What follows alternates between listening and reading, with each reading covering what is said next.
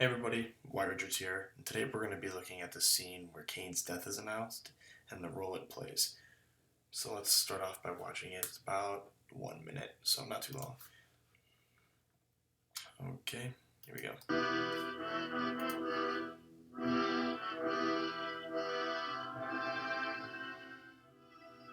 Here in Xanadu last week, Xanadu's landlord was laid to rest. A potent figure of our century, America's Kubla Khan, Charles Foster Kane.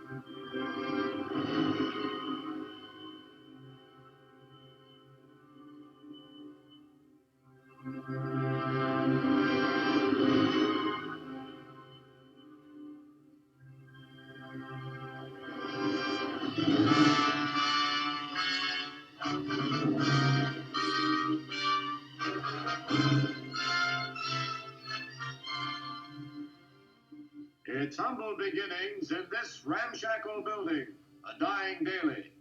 Kane's empire in its glory held dominion over 37 newspapers, 2 syndicates, a radio network, an empire upon an empire.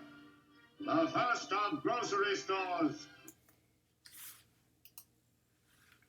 So that's the scene that we're going to be analyzing today, and I think that this scene really establishes his importance as a figure in America right off the bat. You go from not knowing anything about Charles Kane to knowing that he is an absolute legend in the media industry with tons of radio stations, newspaper outlets, and television channels, without really revealing anything about his personality, personal life, or doings in America. It solely focuses on his career and really establishes the legend behind the name Charles Kane. So let's break it down from a cinematography standpoint and point out some of the things that make that scene as powerful as it is. So one thing that I find interesting is right at the beginning, it uses a long shot with deep focus, which allows us to really see with detail the amount of people waiting outside the church, waiting to mourn Kane in his coffin, which really shows viewers, the widespread importance or how monumental Charles Kane's death really was.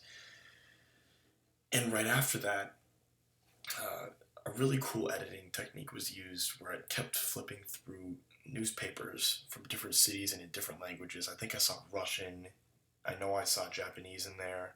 I saw French, Italian, Spanish, which really drives it drives the point home that it's a world event.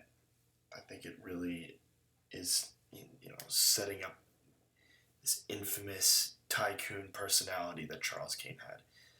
And also another cool thing that I found out is that Orson Welles in this movie was only 25, and Ebert explained how Orson Welles was applied makeup so he could appear as almost 75 years old, as an old, powerful man that we know so well as Charles Kane. He's actually being played by a 25-year-old man. So that's something cool that I like to point out about mise-en-scène and stage makeup. And one final thing I'd like to point out, throughout this entire scene, the narration is very intense, and it sounds very official like this. And I think what that does is that tone of voice really is just the cherry on top in terms of emphasizing the scale of Kane's operations and influence in America, especially at the end when he's using that voice to explain statistics of how big his media empire is. So yeah, those film techniques in particular, I think, are part of the reason why this scene is so effective in setting up the legacy left behind Charles Kane. All right, thank you.